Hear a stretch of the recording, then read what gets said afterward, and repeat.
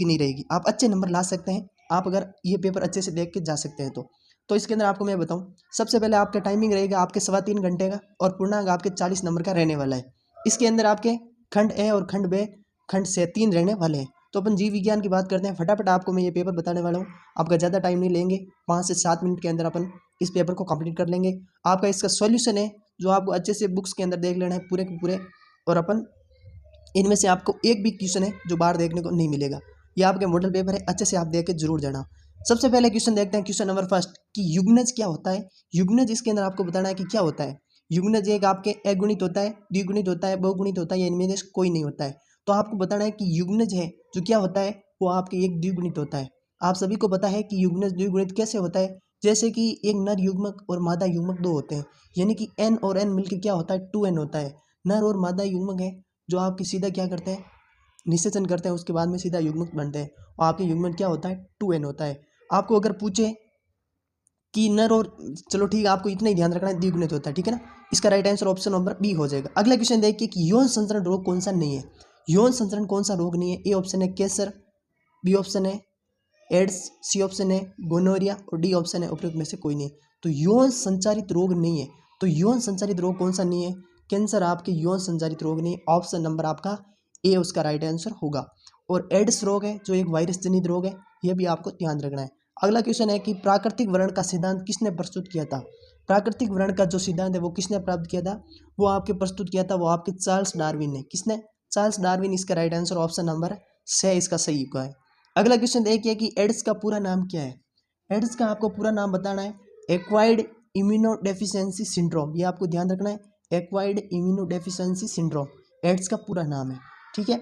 अगला क्वेश्चन है कि अपूर्ण प्रभाविता किसे कहते हैं। अपूर्ण प्रभाविता का आपकी बात करें तो अपूर्ण प्रभाविता का आपको सीधा ध्यान रखना है कि विपर्यासी लक्षणों के युग्मक में एक लक्षण दूसरे पर अपूर्ण रूप से प्रभावी होता है, यानी कि ऐसा लक्षण जो आपके एक लक्षण के दूसरे लक्षण के ऊपर कोई प्रभाव नहीं डालता है, यानी कि अपना प्रभाव उसके ऊपर नहीं दर्शाता है, उसे आपके अपूर्ण प्रभाविता का नियम है कहते हैं। इसको आपको क्या करना है, अच्छे से एक उदाहरण लिख के आ जाना है इसके आगे, ये आपको डेफिनेशन लिखनी है, परिभाषा लिखनी है, उसके बाद में आपको क्या करना है गुलाब बॉस का एक आपके उदाहरण लिख के आ जाना है। आपका एक भी नंबर नहीं कटेगा, सीधा एक में से एक नंबर आपको मिलने वाला है।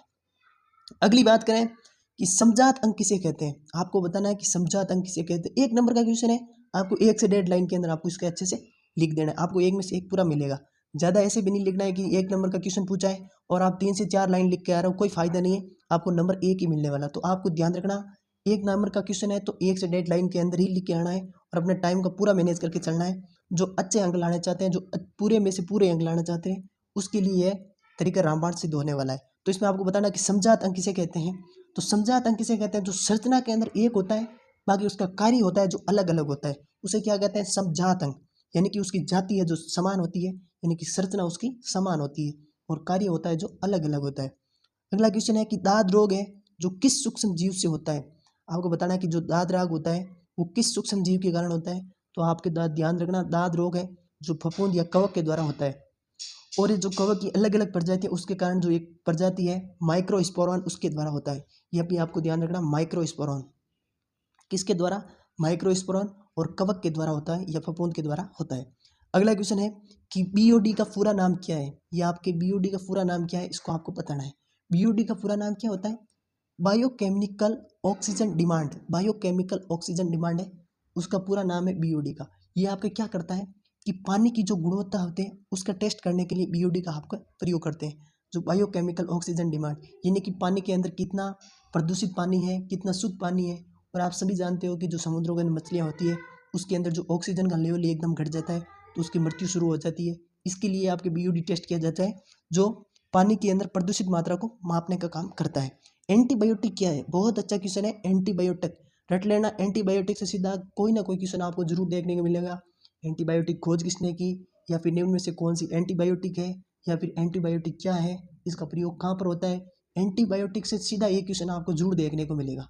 आप अभी स्मार्ट स्टडी करो, अभी स्मार्ट स्टडी करोगे तभी आप अच्छे नंबर ला सकते हैं। तो एंटीबायोटिक किसे कहते हैं, आपको ध्यान रखना कि एंटीबायोटिक किसे कहते हैं, जो आपके बैक्टीरिया के, इसका क्या पूछा है कि आपको एंटीबायोटिक है जो किसे कहते हैं।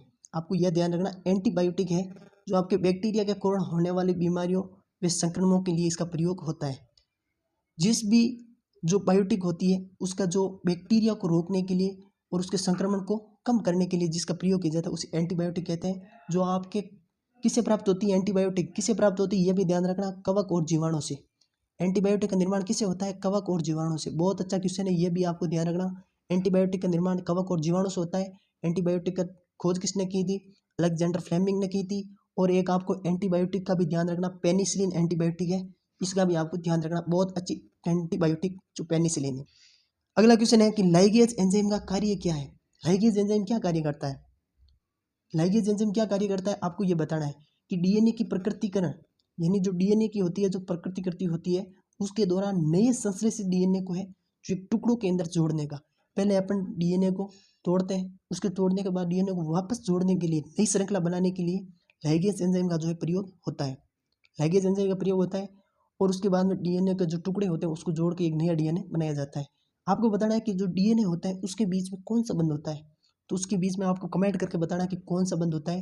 डीएनए की संरचना के बीच में कौन सा बंध होता है, कमेंट करके जरूर बताना। समजात अंग एवं समवर्ती अंगों का आपको बताना है उदाहरण देके। अब वीडियो थोड़ा ज़्यादा बड़ा हो जाएगा इसलिए आप फटाफट देख लें समजात और समवर्ती अंगों के बारे में। परागकोश के अनुप्रस्थ काट का आपको नमक के चित्र बनाना बहुत ही सिंपल है। द्विनिषेचन और त्रिशिलियन की परिभाषा लिखिए। पहले तो आपको ध्यान रखना द्विनिषेचन किस में होता है, जो आवृत्ति पादप होता है उसमें होता है। आपको अच्छे से त्रिशिलियन के बारे में अच्छे से परिभाषा लिख देनी है। शुक्र जनन और अंड जनन की परिभाषा लिखनी है। एक एक आपकी ये 2-2 नंबर की क्वेश्चन है, तो इसमें आपको 4 लाइन लिखनी है ज़्यादा से ज़्यादा। मनुष्य में लिंग निर्धारण कैसे होता है आपको बताना है, लिखना है। बायोगैस क्या है, बायोगैस संयंत्र का नाम है, चित्र बताना है। बायोगैस क्या है, बहुत ही सिंपल क्वेश्चन है।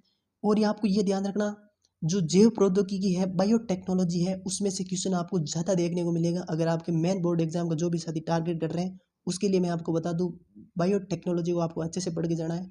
उनमें से कई ज़्यादा क्वेश्चन है जो आपको देखने को मिलेगा। और बायोटेक्नोलॉजी आपकी बायोलॉजी के अंदर 100 में से 100 अगर लाना चाहते हैं तो आपको बायोटेक्नोलॉजी को अच्छा करना पड़ेगा।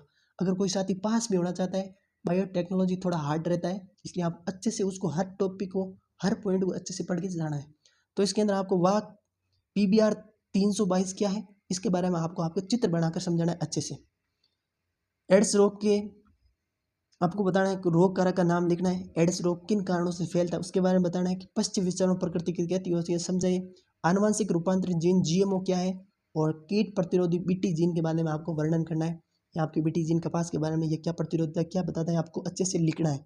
हर टॉपिक में मैं अच्छे से समझा देता लेकिन अभी टाइम नहीं है, थोड़ा वीडियो बड़ा हो जाएगा, इसलिए अपन नेक्स्ट वीडियो के अंदर पूरा एकदम सोल्यूशन लेकर आएंगे। स्वस्थानीय संरक्षण क्या है इसके बारे में आपको बताना है। स्वस्थानीय बहिस्थानीय अच्छे से लिखना है। स्वस्थानीय संरक्षण क्या है, प्रकृति कृति किसे कहते हैं, केंद्रीय के डोगमा सिद्धांत क्या है। बहुत ही सिंपल क्वेश्चन है, ये आपको अच्छे से करके आना है। 4 नंबर का है। 4 नंबर के अंदर आपको 2 पेज फुल भरने हैं। मानव जीनोम परियोजना क्या है, इसका उद्देश्य क्या आपको लिखना है। निम्न में से आपको संक्षिप्त टिप्पणी लिखनी है। सह परोपकारिता और सह भोजिता के बारे में बहुत अच्छा है, बहुत अच्छे से आप लिख सकते हो इसके अंदर भी। निम्न में संक्षिप्त टिप्पणी लिखिए। परजीविता और स्पर्धा, आप कुछ नहीं कर सकते हो तो अभी आपके पास टाइम है।